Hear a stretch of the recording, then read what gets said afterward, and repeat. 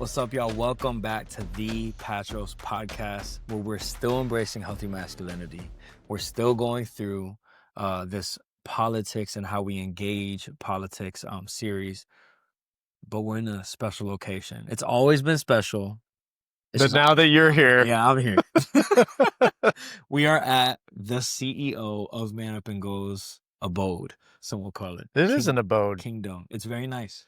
We color drenched this room. Yeah. For those of I you walked in and I was like, okay. Yeah. If you're not up on your painting and style techniques and critiques, this color drench is when you paint everything the same color. Jeff was a painter in another life. I was. As well. I actually, and I love painting.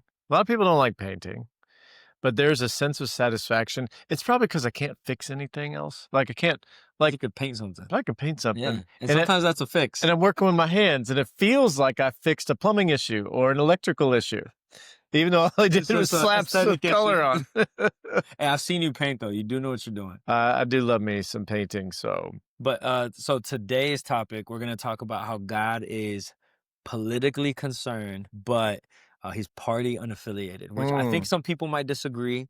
I do have a question for people. This is going to be a question for the comment section. Oh, wow. If Jesus was an American, which he's not, would he have registered to vote? And if so, how? What's so funny about that too is because didn't last week we just talked about how God was not an American?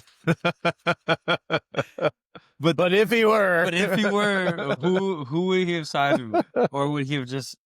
Because that's what we want to talk about, right? Is just as Christians, how do we engage with this? How do we engage with the fact that it's confusing, when you have political loyalty and then kingdom loyalty, how do you engage in that as a believer? Yeah. And so we're going to talk about that today.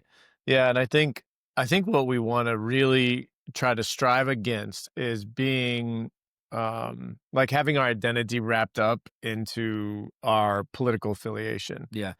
And I found it's one of the toughest things to do because, we tend to associate certain platforms and they're all there. Mm-hmm. But at the end of the day, like if our platform goes against our Savior, then we have to deny that, right? Yeah. So we need to be kingdom minded, not necessarily, politically minded and everything. And at the same time, what we're not saying is that God is not political. Mm-hmm. So just because he is not a part of a party, he is definitely politically concerned. Yes. He definitely cares about the affairs of men. He has set up governments. He tears governments down.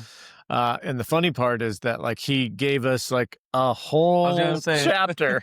If a man was to come to you and say, God doesn't care about politics, what would you say? I'd be like, well, read Romans 13. So we're going to read Romans 13 here in a bit. But like kind of to start it off, like what is, when in your experience, Alan, what's the flavor of the people? Like, do they tend to think God aligns with a certain party?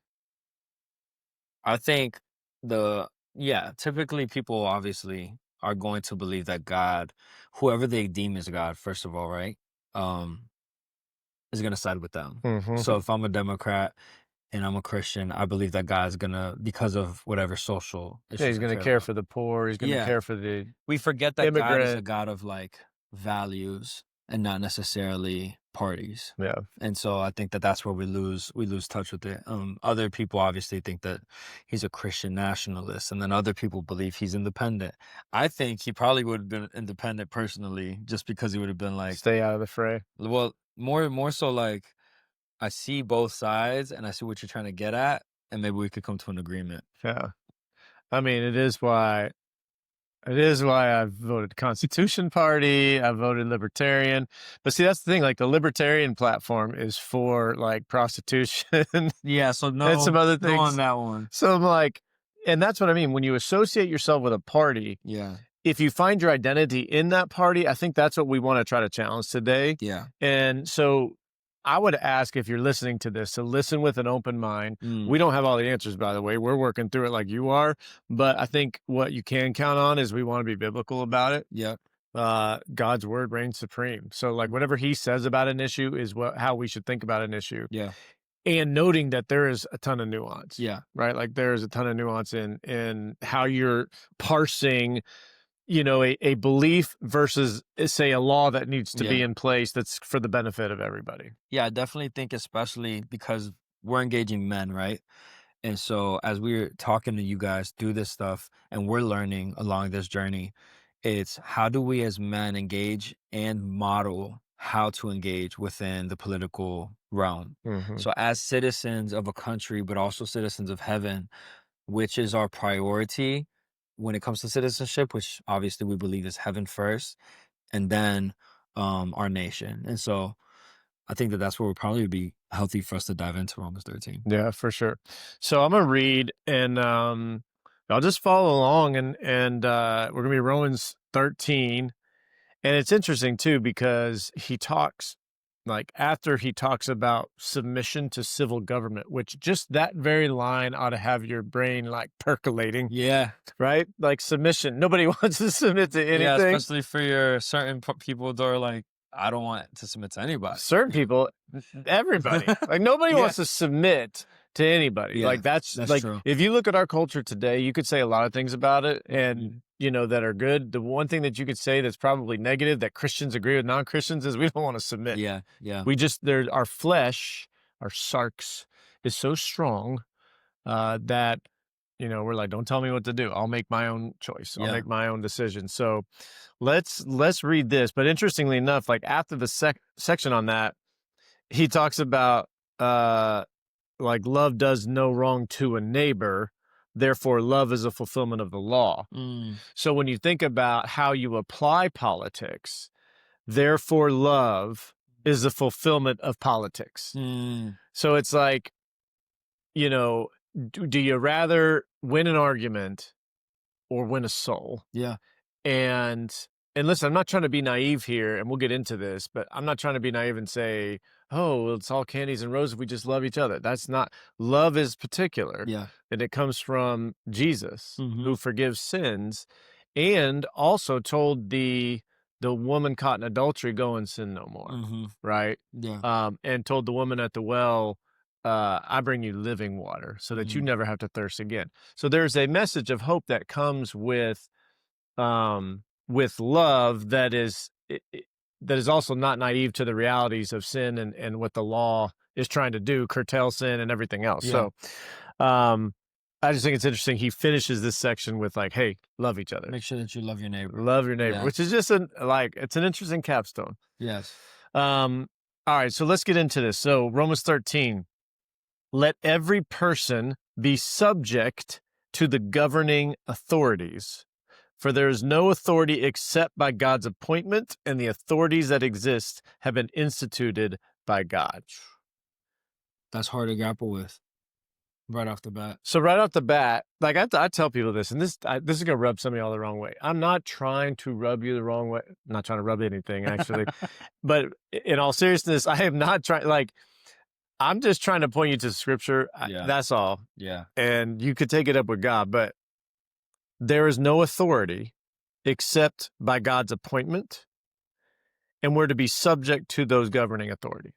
So if we take that at face value, now there's context. So we've got to all the context, but he is just coming off this idea of like, in chapter 12 about like leave room for God's wrath, don't avenge people, like vengeance is mine, feed your enemy, clothe your enemy, don't be overcome by evil, but overcome evil with good. And it's like that kind of triggers in his mind, oh, let me talk about how you interact with civil authorities, because you're supposed to overcome evil with good. So I think the whole idea of him making this transition is because he's thinking about the purpose of government, which is to promote good and restrain evil. I would say, and as we read through this, if y'all don't think it, let us know, but I would say the purpose of government is to promote good and to restrain evil. Like that's why we have government in the first place. And so he institutes it and he says, be subject to it. So I can already hear somebody saying, well, what if there is a unjust law? What if something is I find immoral? Yeah. So let's take that from a quote unquote conservative lens, Mm-hmm. then let's take it from a quote unquote liberal lens. Okay. Right? So from a conservative lens, what would be something? Abortion. Okay, Easy. abortion, Yeah. easy. So abortion, we would say, because why? Because we believe that humans, and I don't believe that this is a conservative thing, but just predominantly conservatives believe this, that the baby in the womb is a baby and it's a human baby. It is alive. And so therefore it has a right to live. Yeah. And that doesn't mean that the woman doesn't have a right to her own body, but that is, there are two lives involved there. It's not just one. Right. And so the other side would say, well, it's first and foremost, though, her body, Mm-hmm. right? And so government, should not be legislating what she does with her. what she does with her own body. Now, you just gave the counterpoint. Like, so there's point and counterpoint, but there's people who believe very strongly in that way. Yeah. So then if you're to be subject to the governing authorities who's been put there by God, how do you interact with that then? Yeah. If the law says one thing, you disagree with it vehemently, then like, what's your role? Well, within just that first verse that you read, right? The hierarchy of whose order we follow is established, right? So like there's no authority except from God. So what matters is that they come from God, and that is what gives them authority. And so God giving authority to the governing bodies, which means any governing body that exists, God has appointed. They have to follow it, but he doesn't, right? At least in that, what we've read already, doesn't necessarily say whether or not we have to follow every single law. Okay. Now, that law, although I believe is unjust to allow murder, I do like, what is the alternative as far as like, I don't have to murder a child. My wife, like, they're not forcing us to murder. What they are is allowing it. And so how we engage with the law would be a lot more complex. It is more complex. Now, if they were ordering that every woman killed their firstborn or something like that, that is where I believe, per the scriptures, because God is the one that the authority comes from, we will be subject to God's law first. Yeah. So it's good. Let's keep reading. Okay, let's table that thought, though, because it's a good thought. Yeah. So then in verse 2, he says, so the person who resists such authority resists the ordinance of God. And those who resist will incur judgment. And then here it is, verse 3, for rulers cause no fear for good conduct, but for bad. So there's where I get that idea that rulers are not going to punish you if you're doing the right thing. If the government is promoting the right thing and you're doing the right thing, then you have no reason to fear. Yeah. And, you should fear, though, if there is a wrong thing done and the government is there to punish that wrong thing. Yeah. So the idea of promoting the good, restraining evil, this is where I get that, right? Do you desire not to fear authority, then do good, and you will receive its commendation, because it is God's servant. So the government is God's servant for your well-being. But be afraid if you do wrong, because government doesn't bear the sword for nothing. It is God's servant to administer punishment on the person who does wrong. So you got a lot going on here, right? And on the one hand, we could say from these verses that, all right, we should obey everything that the law says.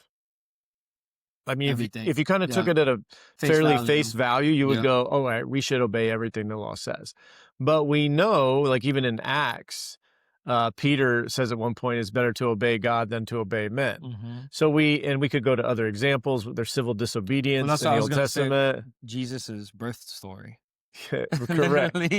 Like Herod's like, hey, we're going to kill. And then they're having like, to, disobey. They're having to disobey. So, and you think about like, and because I struggled with this for a long time, for instance, like look at missionaries who smuggle Bibles into countries. And I always thought, like in my kind of legalistic framework, well, hold on. Are they disobeying? They're disobeying the governing authorities. They're not obeying Romans 13. So if we took it at face value, then we could come up with that kind of arrangement. Yeah. But if we looked at it from they are instituted by God, to your point, right? And then taking in scripture as a whole, would God want us, like if he said, hey, the law is that you have adultery, Yeah. so you need to go have adultery. Yeah. Well, no, like Bible reading Christian would go, oh yeah, let's go do that. Or let's go murder. Yeah. Go murder this person, because we know that God values life. And we know like what he says in the rest of the scriptures. So there's where we're kind of, we have to put our thinking caps on a little bit and go, well, what is worth disobeying and what's not? Yeah. Right? Well, and I think some of the unbiblical laws that exist, at least in the United States and many other countries, there's a law that allows and there's a law that commands. And maybe there's more. I'm not a political, major or anything like that, but there's the law like with the abortion law that allows. And so we have to engage it in a certain way of like, all right, let's get it to a place where it is no longer allowed. But then there's the law that commands. You have to do your taxes. You have to, like, there's certain things that you have to do as a citizen. Yeah. When your governing body then tells you you have to disobey God, I think that's where God would then say. That's where the line within the is, context, like what you're saying. right? That's where the line is drawn. Yeah, I like that. So he says, therefore, if we go on to verse 5, therefore it is necessary to be in subjection, right? You submit to your government, not only because of the wrath of the authorities, but also for your conscience.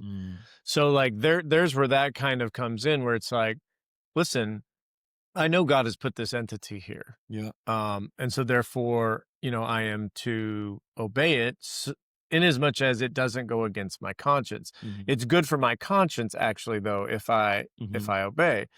And I will tell you from my perspective, so, we're talking about God is politically concerned, but he's party unaffiliated. Clearly, he's concerned about promoting good and restraining evil, right? And he has put people in place to carry out his will, right? Yeah. I mean, essentially, that's why government is in place. I care about order. They're a vessel of God's authority. So, and we all know that when Paul wrote this in Romans, he's under a really evil authority. He's under a despot in Nero. So, we know that, like, to get this kind of message, there is context around it. Like, basically, bro, like, don't cause a problem where you don't need to cause a problem. Yes. Right? Yes. And if you do that, you're going to win over the favor of, right? Which is why, like, Daniel had favor, and Joseph had favor. Right. Yeah. Under like, governments and regimes that were far godless or anti-God. Completely godless. So I look at this and I say, all right, if the purpose of government is to restrain evil and to promote good, then how do I, and I'm supposed to be subject to this government, I'm supposed to be subject to the authorities. How do I engage? Right? Like, how do I engage? And the last couple there, the last verse, last 6 and 7 kind of help us with this. So verse 6 says, for this reason, you should also pay taxes, for the authorities are God's servants devoted to governing. Now, I will tell you, there's one thing I try not to do. It's pay taxes, but IRS don't pick this up. I pay my taxes. I just look for all the Donald Trump loopholes that I can. And we talk about the loopholes. No, they're not loopholes. This is the law. Yeah, yeah. So if you want that changed, right? Yeah. Pay everyone what is owed, taxes to whom taxes are due, revenue to whom revenue is due, respect to whom respect is due, and honor to whom honor. So 2 of those are financial, and 2 of those are like with our attitude and how we come about art, right? Like we are, so I think about, like there's a lot that I'm thinking about in this, and I think we can hit both sides. Okay. Right? Because definitely, yeah. It's easy. I think it's easy to hit both sides here because God, like I think about the whole like police brutality situation. I think that we could safely agree that there are instances when police have gone too far.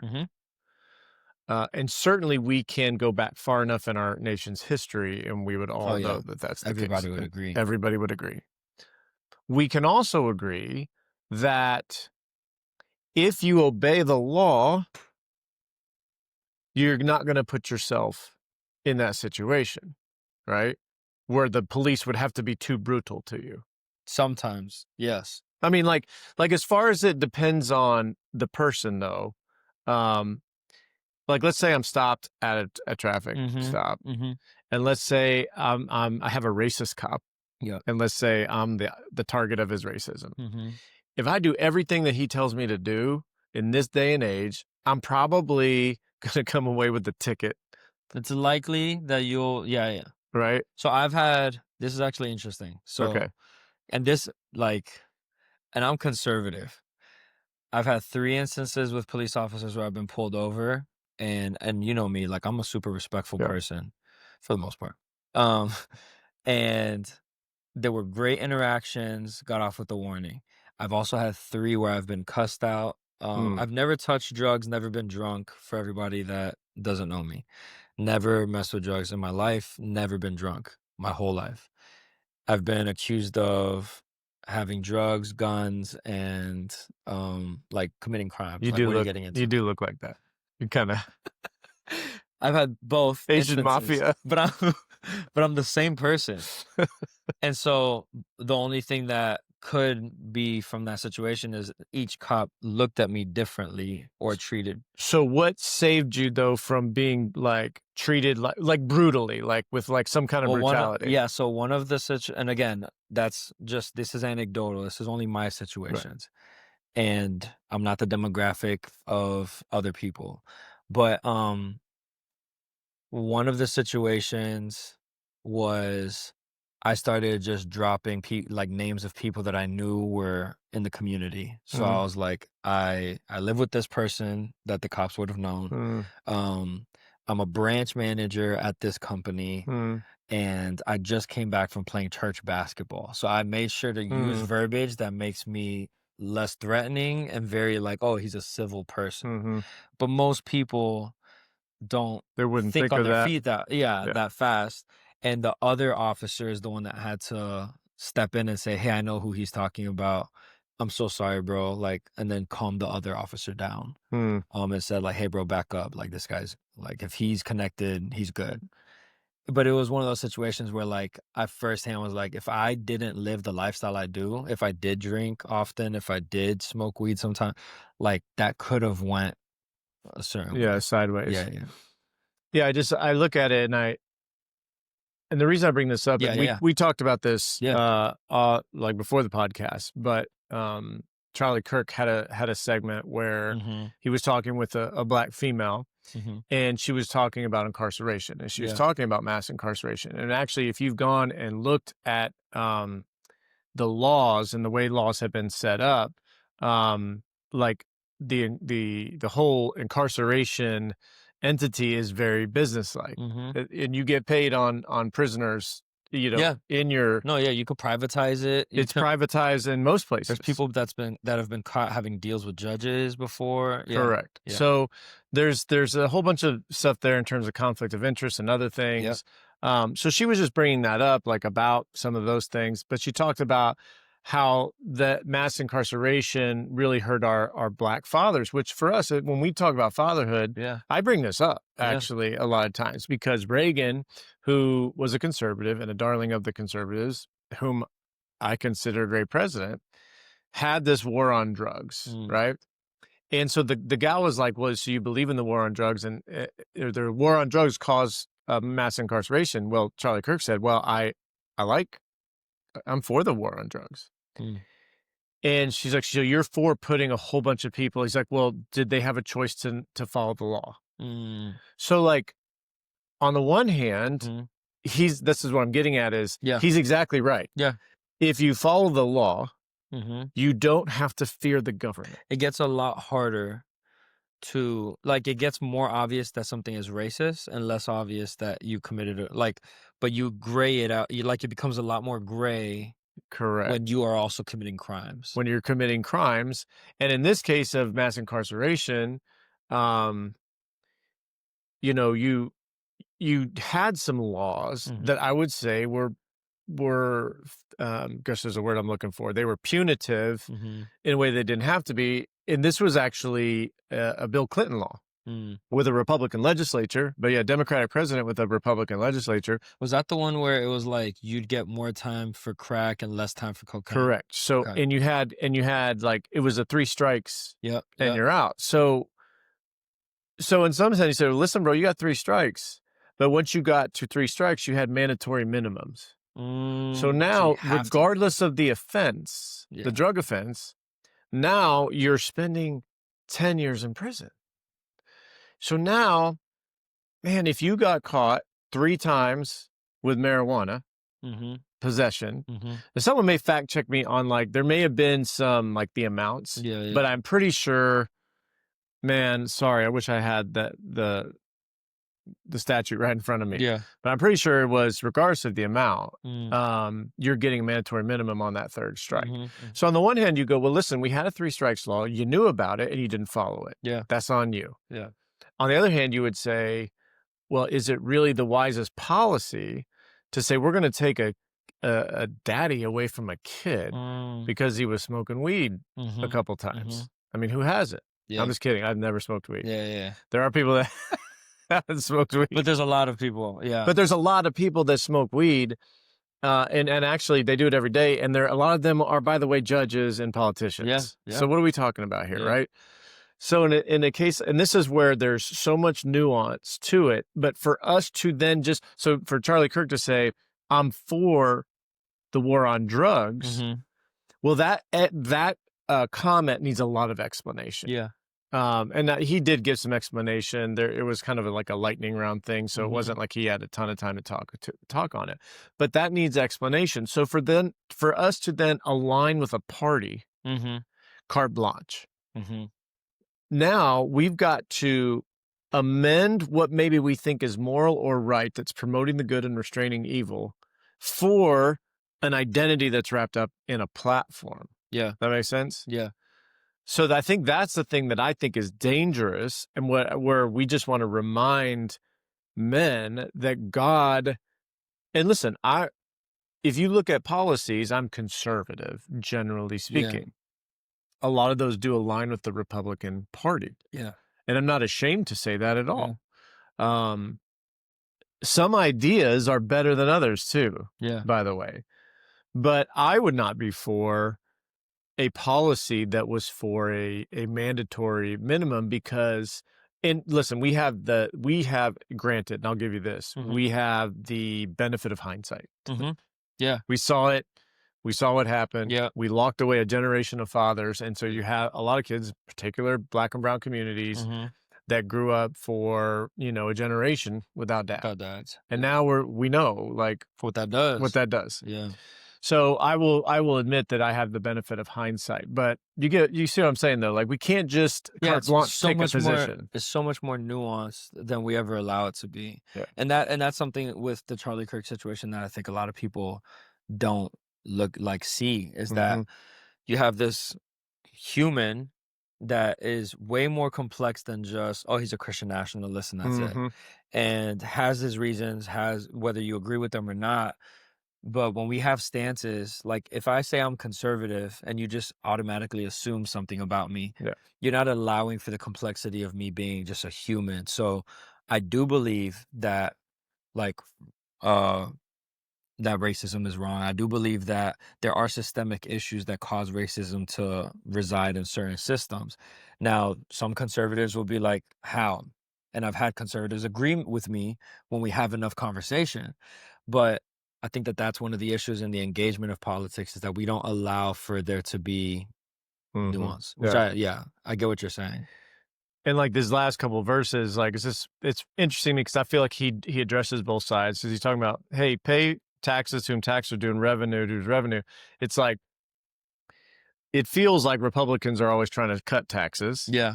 Democrats are always trying to raise taxes. Yeah. Democrats believe that government is a better answer, and Republicans generally believe that it's not. Yeah. Limited government is actually better, that the rule of the people is better. And our faith community, and Charlie Kirk did say this a lot, like, why doesn't our faith communities? Yeah, our church should be doing the work Yeah. before the government. By the way, funny Ronald Reagan bit that I've heard him tell, but he tells the story. He did this on like a State of the Union address, which I just love. But he says, you know, a little girl's like, hey, you know, I really care about the poor and the homeless and all this. Her dad's, you know, raised her to be liberal. Mm. And the whoever the other guy is, he's like, great. He's like, well, I have some work. You know, there's a homeless guy that I know down on the bridge. And I'd love for you to come over to my house. I've got a bunch of work that needs to be done around the house. I'll pay you $50. You can take that $50 and go give it to the homeless guy so that he can get food and clothes.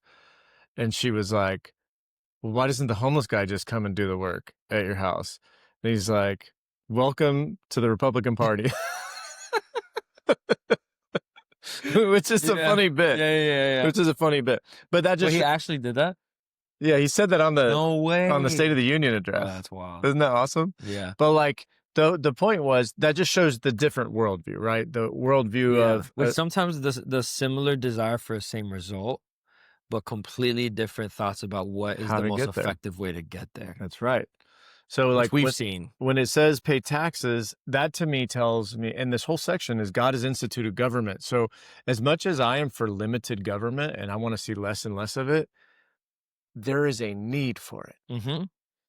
God literally establishes it. And so like for a guy like me who kind of skews to, I don't want the government involved in my life at all. Yeah. I need to repent from that and go, no, the government is there for my good, to promote good, to restrain evil, and God instituted it, and there is a place for it. Therefore, it needs to run, so it needs revenue and taxes paid. Right? And then on the other hand, like respect, when respect is due, honor when honor is due. I think about, you know, kind of your... People making fun of Biden, people making fun of Trump. Yeah. And there's fun making fun where they even allowed for it, you know? And then there's like... No, you genuinely hate that person. Right. Yeah. And also like think about the violence that occurs. Yeah. Political violence that happens. Yeah. That's not respect. Yeah. I think about the police idea. You may not like how they're policing, and you would be right about that. But to resist during an altercation or during a stop or whatever, that's just suicide. Yeah. And you have to have your mind enough to know this interaction is wrong. Yeah. But this is not the time. I mean, we have a black son. We've told him, I can't tell you how many times, like, I don't care what the cop tells you to do. You do what he says. We will sort it out later if it was unjust. Yeah. But I need you to be alive. Exactly. Now, is it terrible that I have to say that? Awful. Yeah. Absolutely. But that doesn't mean every cop is bad that's out there. Well, and that's like, even when I'm driving, I don't honk at everybody because I have an uncle, and this is what I was told, that got shot in Brazil on his motorcycle. Like, you don't know who you're dealing with. It's the wrong person, the wrong time, and you had that moment where you wanted some road rage, and you might have just caught the wrong citizen or cop. You know, like, you just don't know. And so they got 1,000 things going on. Yeah. And that's the thing, is that like what we forget is that there's over 300 million of us in one country. And Well, that's it's a just lot if of you're just talking to America. It's a lot of worldview. Yeah. And so you're talking about, this isn't just a one size fits all. One county functions different than another. One neighborhood is different than another. But what we all have to know is to love our neighbor and to honor those in the governing authority, and to honor God before that. Yeah. So, and I know next week we're going to talk about involvement. Yeah. What that looks like. And what that looks like. But I will say, you know, as a kind of a teaser, we're subject to the governing authorities, but we live in a land where we get to be the governing authority. Yeah. I mean, I have a feeling Paul, he'd have been like, are you kidding me? I get to like participate. Yeah. Yeah. Like, this is wild. Christians, like, what are we doing? Let's promote like our king. Let's promote righteousness. We get a say in this, right? Which we'll talk about next week. I love this idea of do I really want to be the person who wins an argument but loses a soul? Yeah. Yeah. As you look at kind of the political rancer and now like knowing that, hey, God is not a Republican or a Democrat. He may lean way in policies, and you and I may agree on that. But given that he's not one or the other, and given that we are so eager to win, kind of win at all costs, like what should our approach be as believers when we're engaging somebody who maybe doesn't agree with us in a conversation? Mm-hmm. I recently talked to somebody that is an expert in the New Testament, and I asked, and they've actually debated like Alex O'Connor and other prevalent atheists, and he told me he no longer debates. And he was like, it's just not conducive to heart change. It doesn't work. Debating, nobody goes into a debate thinking, I have a very open mind to being wrong today. He's like, you literally, they prepare their whole thing on why they're right, and they prepare to tell you why you're wrong. The heart posture isn't to learn and grow. Yeah. And That's so good. I think that is where we start. I have lost friends, conservative friends, Christian people who claim to be Christians. I have lost friends over my stances on the fact that social justice or racial reconciliation are necessary. Even though at the time I didn't have a very nuanced view, I had a more like strict view, but I was open to dialogue. But just the fact that I wanted to dialogue made them upset. And so they were like, I'm going to distance myself because Alan's too woke. Mind you, I'm a Christian that's a conservative that does stuff in my community. And that was one of my big things was you have a stance, but you do nothing. Yeah. I have a stance and I do something. Yeah. So that's what I would say is like one of the things is be open to dialogue and not just throwing people out just because they hold a view. You don't know 5 years down the road if they would see the fruit of your life to say, you know what, maybe I'm off. Yeah. I don't know. What do you think? Bro, and so good. That was so good. When someone is mad at you for considering an alternative, their identity is in politics and it has replaced their faith. Yeah. Exodus says that you will have no other gods before me. So if we're saying that our political platform is the hill we're going to die on, and Jesus isn't the hill we're going to die on, we have an idol. And it's an idol of our own making, and it really rests, in my opinion, in the form of power. Because it no longer is about what's right. It's about how can my way be right, be the way that everybody else has to be, which that's a power play. That's not about like being open to. So when you're saying, and this is why you and I get along well, because we're both like this. We are open to hearing other viewpoints. Yeah. But here's and you know this about me. Yeah. I like to be right. Yeah. So it's not that I don't want to be right. I do want to be right. But if I have a wrong viewpoint right now, then I need to correct it. Yeah. So if someone presents something to me where I'm like, I don't know that I've ever considered it that way. I don't know that I've ever thought of it that way. Then I want to engage that person and say, hey, tell me more. Yeah. That doesn't mean I'm not doesn't mean I'm woke. Yeah. It doesn't mean that I, have gone off the deep end or whatever people want to call me. It just means I'm interested in hearing your viewpoint. And by the way, that is how you win people over anyway. To your point about no one's ever been won over in a debate because of if all you are doing is engaging somebody on Instagram or Facebook or whatever the case may be, Twitter's a great place for this. Yeah.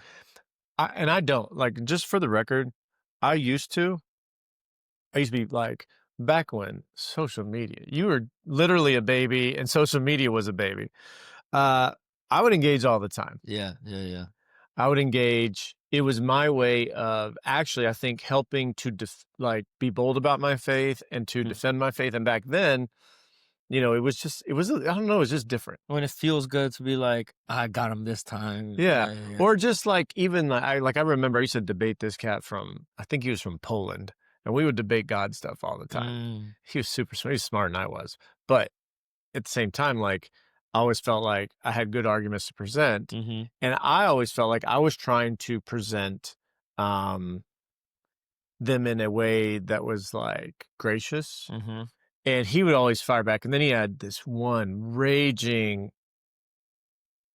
5-letter female dog. Like, sorry. She was angry. She was not happy with anybody. And she would go on there and just berate me, like call me names. And once she figured I was a Christian, then nothing I said was good. It didn't matter what I could have said, "You're an amazing person." She'd be like, "You're lying," which I would have been. But you know what I'm saying? Like she would have been. So it's like that is where the danger is for us, is that we get into these echo chambers and we only hear what we want to hear. And like, fellas, if you're listening to this still, like I would beg of you to find somebody who is not not a Republican. So I imagine most people listening to this are Republicans. Go find a Democrat and go talk to them about what they believe and do it in private. Don't do it online. Because then your ego is it's vulnerable. And so you want to protect it. And so you're going to flare up, versus in a private conversation, you're able to say, hey, I just want to get to understand why you have these views. And sometimes what we can do better is say, what do you want out of these policies? And find out what is our common ground first. Because when you find out what your common ground is, you start to really quickly, and we've seen this because of the fight for the fatherless being something that's an easy common ground, is that regardless of, I mean, we've worked with liberals, libertarians, conservatives, like the commonality is we want society to flourish. We want women and children to not be at a disadvantage because men are not fulfilling their role as men. Now, how we get there is going to be different. And what we believe politically versus what we believe nonprofit 501c3 action is all going to differ. But when we have the common result, we're able to have better conversations, I feel like. Yeah, for sure. And I think that's the message of this podcast, when we're talking about like God not being affiliated with a party. If I'm not saying don't be affiliated with a party. And we'll talk more about action next week. But like you should definitely, like in some ways, like for instance in Florida, I didn't know this when I first came here. Well, I guess I'd have been here a while, but I ended up, I wanted to be able to vote in either the Democratic or the Republican primary. So I unaffiliated. Well, then I couldn't vote in either. Vote at all. That's the only reason why I ended up registering, was because I was tired of not being able to vote in the primaries. Correct. So you've got to kind of know like what's the best way to leverage. If you're really smart, if you're a Republican and you like Republican politicians, you'll register Democrat. And then get your most conservative Democrat. Or the most wacky, you know, which I did think about doing that as well, but I was more laziness than anything. But I think like understanding that we are called first as Christians to be salt and light. Like our loyalty and allegiance is Jesus. Amen. It is not to a political party. And I think that's the biggest message here, is if you find yourself, like I have a friend, I haven't spoken with him in years, but we would get talking and he would get so animated about the liberals and the Democrats and taking away his guns and, you know, like all this stuff. And I just remember like, and I would talk to him about it, but he would go, yeah, you're right. But then the next time I talked to him, he still, did you see? Like he didn't change at all. And that's where I'm saying, bro, we are wrong. Like if we're to go out and make disciples of all nations, you don't think a Hindu has like different political views than you? You don't think a Muslim has different political views than you? Like we're supposed to be evangelizing. We're supposed to be telling people and giving people a reason for the hope that we have. The reason for the hope that I have is not in a policy. And yet policies matter. So I will engage in this. We've been given a responsibility. Correct. So we have to steward it. Right. But at the end of the day, we have to see the human and the image of God in that person that we're dealing with. Even if they're flaring up, we have to see that probably the reason they're flaring up is because there's pain and there's brokenness. And I have to engage that more than I have to engage their politics. Yeah. So good. I saw a guy recently, he was preaching on a street, and this guy came up and just was like, "F you, mother I know effer. what you're talking about. You hate me." Did you see this guy? Is the short black dude? The short black dude The and then the preacher? white guy? The guy, the Is preacher at is the night? black dude. Yeah, yeah. Yeah, yeah. I've At talked to him before. at Yeah. and at night it was at nighttime, right? Yep. And the guy was He's all like, always "You in, hate like sodomites and you hate yep. homosexuals," and, and he was just this guy lighting up the pastor, like, just lighting up the pastor. And in the end, it was quite a bit, but in the end, like, he was like, "Can I pray with you? Yeah, Can they're I just praying. pray Yeah. with you?" They pray. Yeah. And it's like exclusively Jesus is the way. And when they are done, but he's blessing the other man. Mm-hmm. Like, Jesus, convert this man. Let him see your truth. Let him like get rid of his anger. God, take his anger from him. But I want you to bless him in Jesus' name. Like, and they're done. He's like, oh man, he comes over and shakes the guy's hand. I was like, man, that was a good prayer. Yeah. That's actually the best prayer I've ever heard. And you're like, Yeah. like this guy 4 minutes earlier was berating the him. most Yeah. foul-mouthed, like, disgusting things that you could ever say to somebody, and now he's like, "Man, thank you for praying for me. That was the most beautiful prayer I ever This heard." goes back to that point that you had, right? Well, and the point that to you fight- just made. But to fight evil with good. Yes, and not fight it with vinegar. It's like, oh, you get more bees with honey than Yeah, vinegar. Like, yeah. there is a way to stand firm on your convictions. No one would ever say that we're, not being resolved in our convictions. Mm-hmm. But be resolved in a friendly way. I think if Yeah. we could just be resolved in a friendly way, Yeah. and when we talk about our politics, let's not make it our identity. Make our identity about Jesus, and because Jesus says this, Mm-hmm. and again, this goes, and it's another challenge for men. How well do you know your Bible? Mm-hmm. Mm-hmm. Because if you know your Bible well, you can always point to the Bible and say, listen, I understand that you're upset about this or you disagree. Let me tell you where I get this. This is what the scriptures say.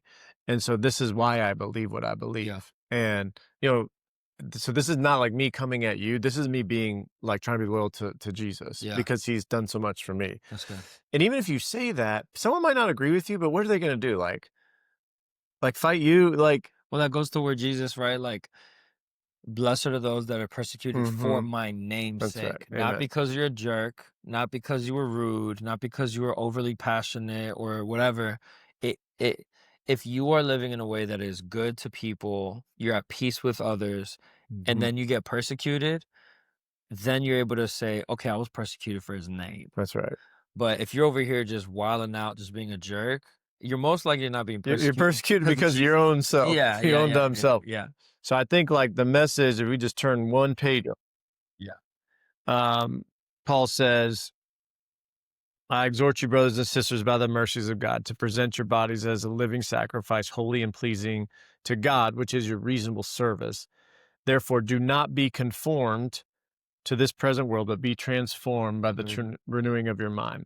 So there is a way that the world does things. And the way the world does things is they look at it earthly, politically. Mm-hmm. They look at power, men who are in charge, women who are in charge, and they are in power. Mm-hmm. As Christians, we don't look at it. We look at it as heavenly. We look at it as it's from an eternal perspective. Yeah. And, we do a detriment to ourselves, to God, and to others when we act like the world when it comes to politics. But yet we line up every Sunday and sing our hymns and everything else. So, like, again, this is to us all. This is not just to, to a select group of people. We all do this. We all are hypocrites. But if this is you listening to this, or even if it's not, maybe you align maybe more with what we're thinking, but hopefully there's a point or two that we've said today where you're like, oh, you know what? Yeah, I could do that. Let's try to act in a way that is what we think is consistent with God, which is that he's not, like we talked about last week, he's not an American. Yeah. He's not a Republican or a Democrat, but he is king. And he's King Almighty, and he does care about politics. So acting with that as our reference. That's good. Yeah, I think at the end of the day, American society is, it's an experiment. And so we don't always know how to engage with it because it's new. But one of the things that you can do is steward your citizenship well, because it has been given to you in a way where you do have more control and power than most societies ever have Yep. as a citizen. And I say that to say, pray for your leaders on both sides, regardless of who's in leadership, pray for them. If you have access to them, influence them. Mm-hmm. I remember when people got mad at Ice Cube for meeting with Trump, and he was just like, "Are you guys dumb? I have access to the president. Regardless if he's Democrat or Republic, I have I have a meeting that I can go to where I can potentially change that person's perspective on the community I'm trying to impact. Yeah. So whether I Why agree wouldn't with I him or take that not, meeting? why wouldn't I go?" Yeah. And you have people that wouldn't go just because they're like, "I don't like you." And it's like, or you can influence. Yeah. And so I would say that, like, don't give up opportunities to influence people for the kingdom. Pursue truth, not talking points. And just remember that your ultimate citizenship that you're functioning from is kingdom citizenship. It's in heaven, man. Yeah. Amen. Appreciate you guys. Yeah, just remember, God is politically concerned, but he's not party affiliated. And we'll talk on the next week about how to engage. What do we do? Probably Jeff will talk more than me because he knows more. Thanks for watching or listening. If you need someone to talk to about your mental health, or you're looking for resources, please DM us at Everyman Patros. You're not in this alone. We love to help.